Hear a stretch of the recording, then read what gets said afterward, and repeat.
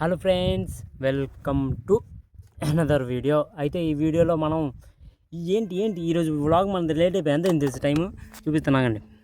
మన scooty time కూడా చెప్పేస్తుంది అనమాట. మనం ఫోన్ చూసి చెప్పకల్లా 3:08 అయిందనమాట. అది మ్యాటర్. పెట్రోల్ కూడా లేదు. పెట్రోల్ ఒక పాయింట్ ఉంది. 545 కిలోమీటర్ అనుకోండి. దీనికి ఇంకోటి చూపిస్తున్నానండి. ఇది కాదు, 10,545 కిలోమీటర్ తిరిగిందనమాట మన బండి.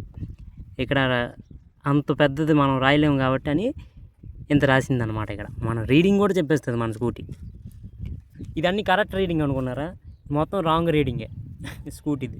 నేను ఈరోజు పెట్రోల్ వేసాను అనుకోండి, ఒక 200 వేసాను అనుకోండి, రేపుల్లో ఒక పాయింట్ చూపించేస్తుంది అనమాట. ఒక పాయింట్ చూపించేస్తుంది స్కూటీ.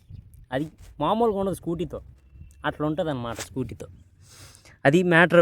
ఇప్పుడు ఎంత లేట్ ఎందుకు అయిందంటే పని ఫస్ట్ నేను ముందే చెప్పా, ఫస్ట్ మన ప్రయారిటీ వర్క్, దాని తర్వాత వీడియోస్ మాత్రం కంపల్సరీ చేయాల్సిందే. దాంతోపాటు పని కూడా చేయాలి. కాకపోతే ఫస్ట్ మనం పని వస్తే పనే చేయాలి ఫస్ట్. ఎందుకంటే customer is our first priority. అందరు చెప్పినట్టే customer is our first priority. వాళ్ళు పని చేసిన తర్వాతే మనం సొంత పని. అది మ్యాటర్. ఎందుకంటే కస్టమర్ ఇప్పుడు వెళ్ళిపోయారు అనుకోండి, తర్వాత మనకు దొరకదు కదా. అందుకే కస్టమర్ ఫస్ట్ ప్రయారిటీ, దాని తర్వాత మన పని ఏంటంటే మన పర్సనల్గా వీడియోస్ చేసుకోవడం మన పని అనమాట. ఇది మన పని.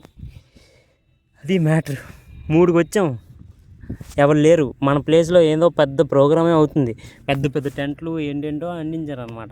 అయితే స్టోరీ ఏంటంటే, నాకు ముందు నేను వర్క్ చేసేవాడిని కదా టాటా స్కై డిస్ట్రిబ్యూటర్ దగ్గర. వాళ్ళు మళ్ళీ నాకు పిలుస్తున్నారు అనమాట. నేనేం చేశానంటే, నేను వాళ్ళతో గొడవ పడే మానేసిన తర్వాత నెక్స్ట్ 5 to 6 డేస్లో 20,000 పెట్టి సామాన్లు కొన్నా. మొత్తం 20,000 సామాన్లు. ఇవి డ్రిల్ మెషిన్తో నేను టాటా స్కైలో ఉన్నప్పుడే కొన్నాను అనమాట. అక్కడ ఉన్నప్పుడే కొన్నాను. మానేసిన తర్వాత నేను ఈ మెషిన్ కొన్నా. ఈ మెషిన్ ఒకటే 4,500 తీసుకున్నాడు అనమాట. ఈ మెషిన్ ఇలాగంటే ఇలాగ ఆన్ అవుద్ది, ఇలాగంటే ఇలాగ ఆఫ్ అవుద్ది.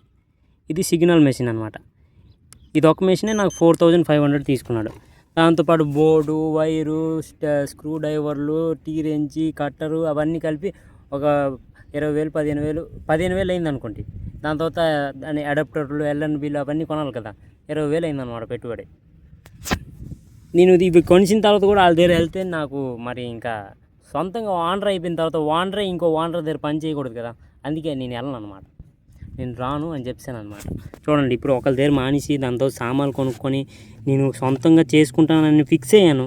దాని తర్వాత మళ్ళీ వాళ్ళు నాకు పిలిచి దారా మళ్ళీ పని చేద్దు నా దగ్గర అంటే, ఇప్పుడు నేను సొంతంగా స్టార్ట్ చేశాను కాబట్టి ఇదే కంటిన్యూ అవుద్ది. ఇంకా వాళ్ళ దగ్గరికి వెళ్ళడం కష్టం, చాలా కష్టం. అది కంటిన్యూ అవ్వండి. అది మ్యాటర్. ఇప్పుడు ఏంటంటే వాళ్ళ దగ్గర కుర్రోళ్ళు ఎవరు లేరు అనమాట. కుర్రోళ్ళు లేకపోతే నాకు పిలుస్తున్నారు. ఎందుకంటే నాకు పని వర్క్ తెలుసు కాబట్టి, 4 years చేశాను కాబట్టి నాకు తెలుసు కాబట్టి నాకు పిలుస్తున్నారు అనమాట మళ్ళీ. అయితే మనం ఇప్పుడు సొంతంగా స్టార్ట్ చేసి దాని తర్వాత మళ్ళీ వాళ్ళ దగ్గరికి వెళ్ళడం కొద్దిగా కష్టం కదా. ఇప్పుడు మనం సొంతంగా వెళ్ళాం అనుకోండి, మళ్ళీ మనం సామాన్లు 20,000 పెట్టుబడి పెట్టాం కదా, దీనికి ఏం అర్థం ఉండదు అనమాట. అందుకే నేను రానని చెప్పాను అనమాట. అది మ్యాటర్. చలో, like, comment, share and subscribe కొట్టండి. అది మ్యాటర్. ఇప్పుడు ఏంటంటే వాళ్ళ దగ్గర కుర్రోళ్ళు ఎవరు లేరు అనమాట. కుర్రోళ్ళు లేకపోతే నాకు పిలుస్తున్నారు. ఎందుకంటే నాకు పని వర్క్ తెలుసు కాబట్టి, 4 years చేశాను కాబట్టి నాకు తెలుసు కాబట్టి నాకు పిలుస్తున్నారు అనమాట మళ్ళీ. అయితే మనం ఇప్పుడు సొంతంగా స్టార్ట్ చేసి దాని తర్వాత మళ్ళీ వాళ్ళ దగ్గరికి వెళ్ళడం కొద్దిగా కష్టం కదా.